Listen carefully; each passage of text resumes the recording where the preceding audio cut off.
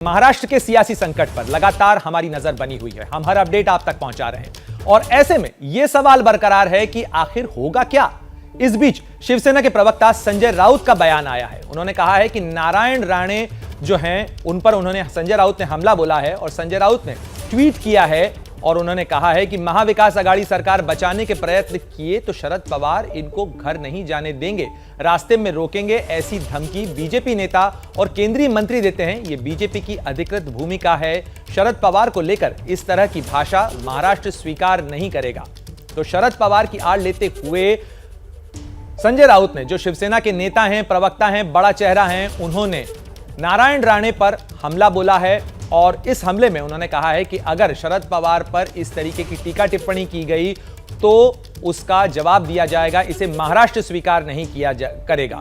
तो कहीं ना कहीं कोशिश है संजय राउत की महाविकास आघाड़ी की इस सरकार में गठबंधन के तारों को बनाए रखने की, क्योंकि जिस तरीके से कल अलग अलग सुर सामने आए थे, एक तरफ कांग्रेस की तरफ से कांग्रेस के जो प्रदेश अध्यक्ष हैं उन्होंने कहा था कि इस पूरे मामले में कहीं ना कहीं अजित पवार की भूमिका है, अजित पवार बीजेपी की भूमिका पर मौन है।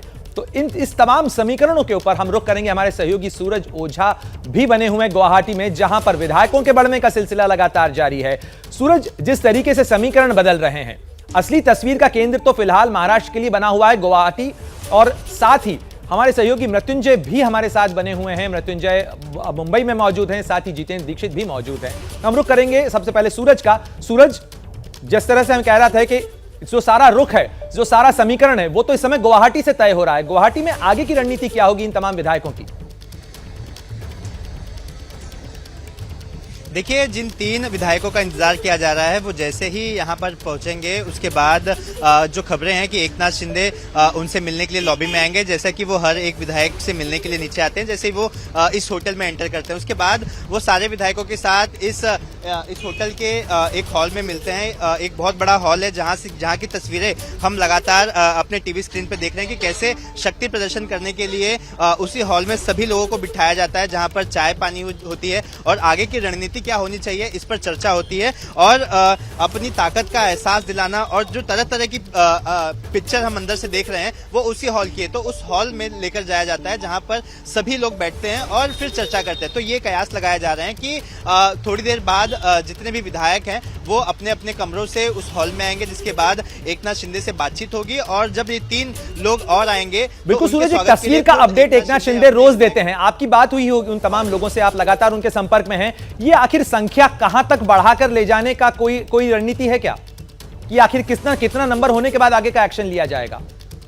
देखिए, इनकी जो एक प्लानिंग थी वो 37 आंकड़ा जो मैजिकल नंबर है वहां तक पहुंचने की थी। इसके बाद ये भी था कि उससे ज्यादा होने चाहिए ताकि हम पूरे अश्योर हो जाएं कि हम आगे चल के हमारी लड़ाई जो है, हम जिस हिंदुत्व की बात कर रहे हैं, इस हिंदुत्व की लड़ाई को हम आगे ले जा सकते हैं। तो उसको और मजबूत करने के लिए ये आंकड़े जितने ज्यादा हों उतना ही अच्छा इस शिंदे कैंप के लिए होगा। तो अब जो तीन को अगर मैं जोड़ दूं तो शिवसेना के ही कुल मिलाकर 40 हो जाते हैं और 9 इंडिपेंडेंट है और उसमें और अगर 5 जोड़ दिया जाए तो वो 14 हो जाते हैं। तो इस तरह से ये आंकड़ा दिन ब दिन बढ़ता जा रहा है और ऐसा बताया जा रहा है कि ये आंकड़ा बढ़कर 54 तक पहुंच सकता है। जी बिल्कुल, ये 54 का आंकड़ा बहुत बड़ा आंकड़ा होगा और इससे सारी तस्वीर बदलेगी मुंबई की, महाराष्ट्र की और महाराष्ट्र की विधानसभा की। जितेंद्र दीक्षित, आप से जानना चाहेंगे कि इस पूरे मामले के ऊपर अब बीजेपी का रुख क्या है, जहां आप मौजूद हैं। बीजेपी में फिलहाल क्या हलचल है? क्या बीजेपी केवल वेट एंड वॉच कर रही है?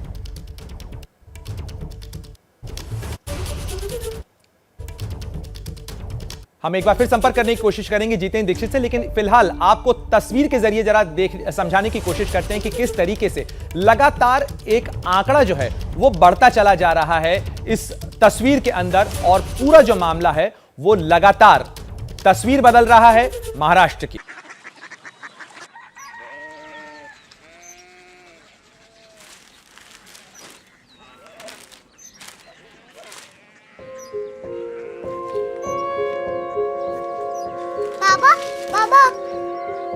कोरिया सिटी जानी ना,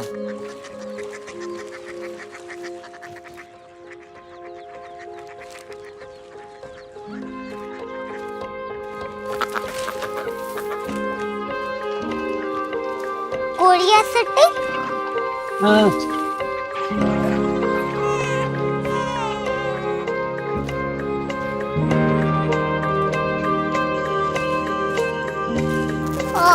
कोरिया सिटी कहाँ पे है? शहर अंग्रेजी लगे हैं।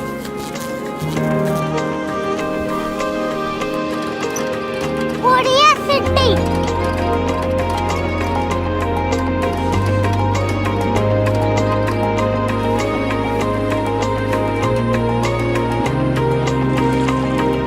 वो बहुत दूर है।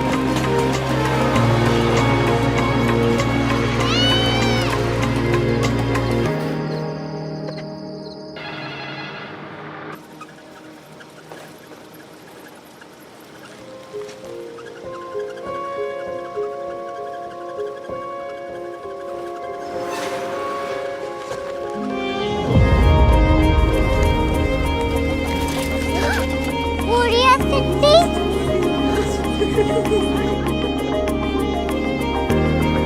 दुनिया को कुछ लोग बड़े होते हैं। कोरिया सिटी कहाँ है? प्रोफेसर साहब को पता होगा। हो, ये छोटा वाला ग्लोब लगता है और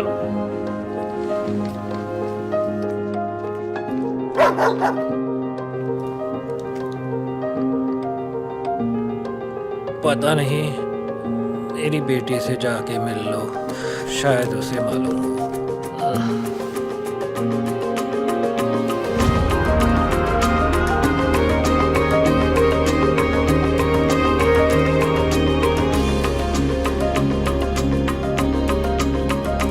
हाय, बाबा ने भेजा है।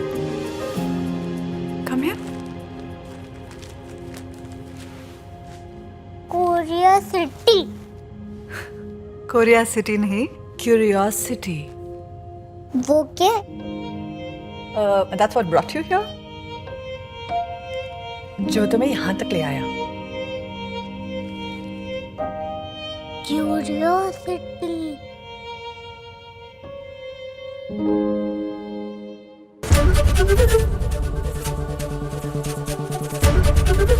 एबीपी न्यूज आपको रखे आगे।